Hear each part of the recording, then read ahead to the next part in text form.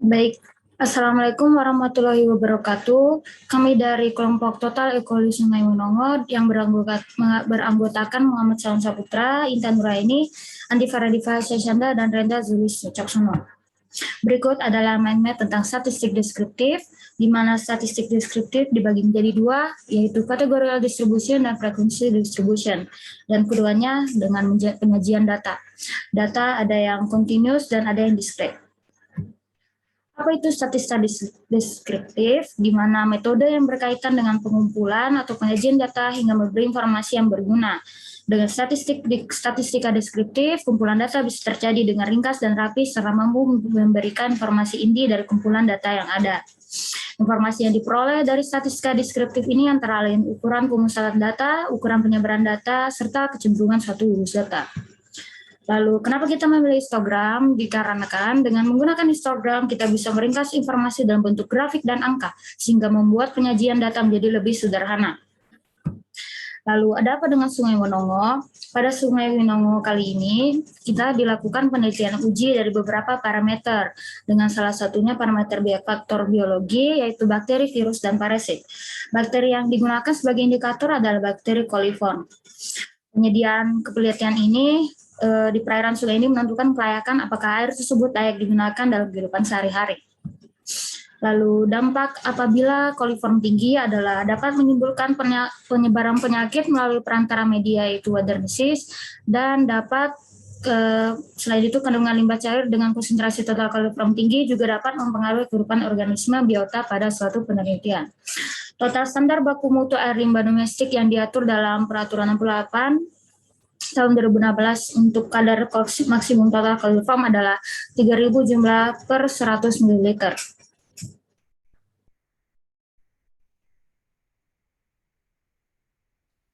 Data kadar E. coli di Sungai Winongo selama 8 tahun.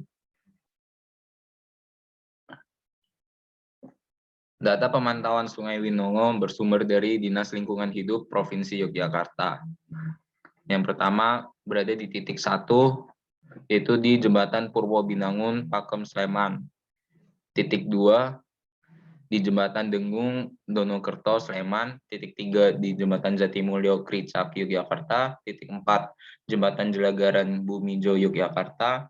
Titik 5 Jembatan Taman Sari, Wirobrajan, Yogyakarta. Titik 6 Jembatan Dongkelan, Kasihan, Bantul. Titik 7 Jembatan Bakulan, Jetis, Bantul. Dan yang terakhir di titik 8 Jembatan Gading, Kretek, Bantul. Berikut adalah data dari tahun 2013 dan 2014.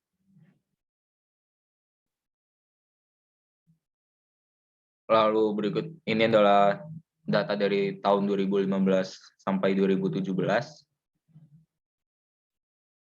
Lalu yang terakhir data dari tahun 2018 sampai tahun 2020.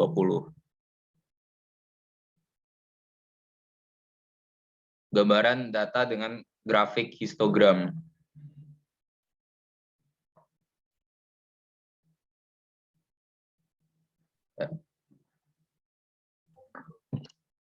Berikut gambaran data mengenai data menggunakan histogram. Di sini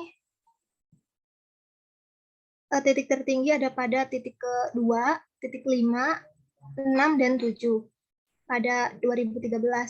Dan pada 2014 total coli itu ada pada titik tertingginya ada pada titik 8. Next. Pada tahun 2015 total coli titik tertinggi ada pada titik 6, titik 7, dan titik 4. Untuk 2016 total coli titik tertinggi ada pada titik 4.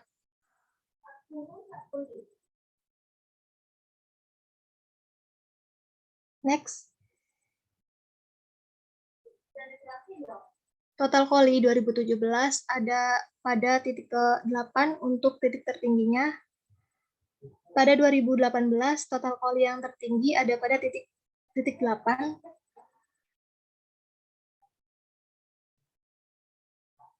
Pada tahun 2019 total coli titik tertinggi ada pada titik ke-2 Titik ketiga, pada tahun 2020, total KOLI titik tertinggi ada pada titik 5 dan titik 8.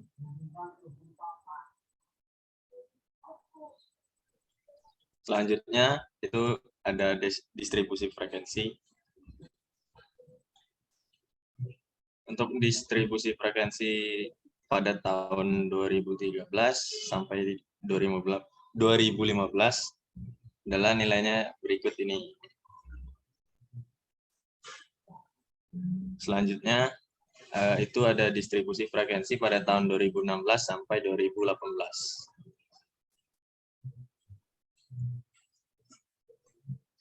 Untuk 2019 dan 2020 itu distribusi frekuensinya seperti ini.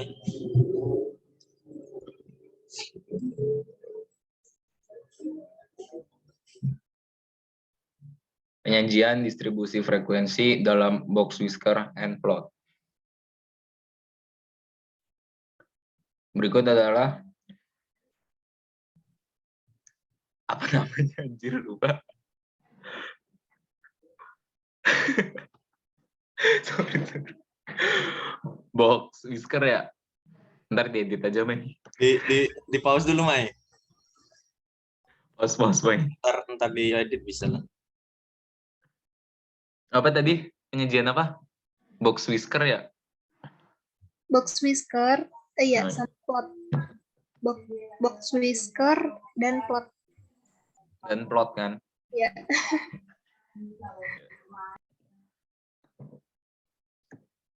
Nah, tuh. Wah, enggak. Penyajian distribusi frekuensi dalam box whisker dan plot. Berikut adalah penyajian box whisker dan plot dari tahun 2013 sampai 2018.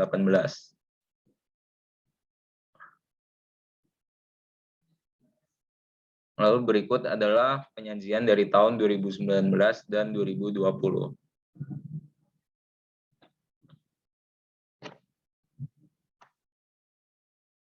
Selanjutnya itu ada total distribusi.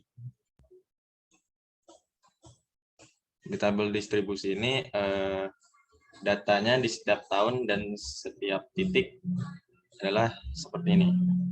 Untuk min-nya itu dan ST apa? Deviasinya seperti 42779,6775.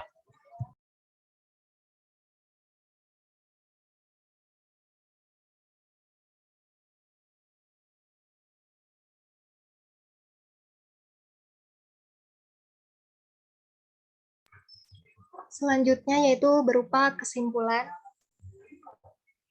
Berdasarkan penelitian data yang tertera di atas, menunjukkan bahwa kuantitas total coliform per tahun dari 2013 hingga 2020 secara data mengalami penurunan yang cukup sistematis.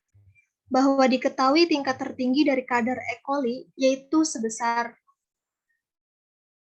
2.400.000 JPT per 100 mil. Sedangkan kadar terendah yaitu sebesar 179 JPT per 100 mil pada tahun 2020, titik 1 dan periode 1.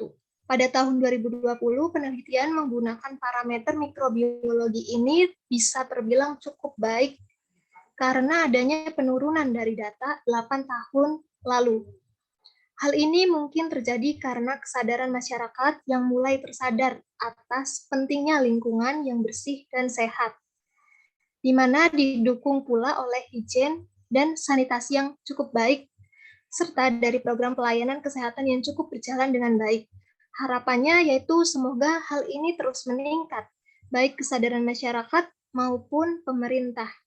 Semakin banyak instalasi pengolahan air limbah cair, maka akan semakin baik pula kehidupan masyarakat, lingkungan, serta biota akuatik yang ada. Untuk saat ini, Sungai Winongo masih dikatakan sebagai sungai tercemar oleh limbah yang ada, contohnya domestik dan limbah-limbah lain. Hal ini dikarenakan Sungai Winongo masih kurang dalam memenuhi standar baku mutu berdasarkan penelitian menggunakan parameter mikrobiologi total E. coli tersebut.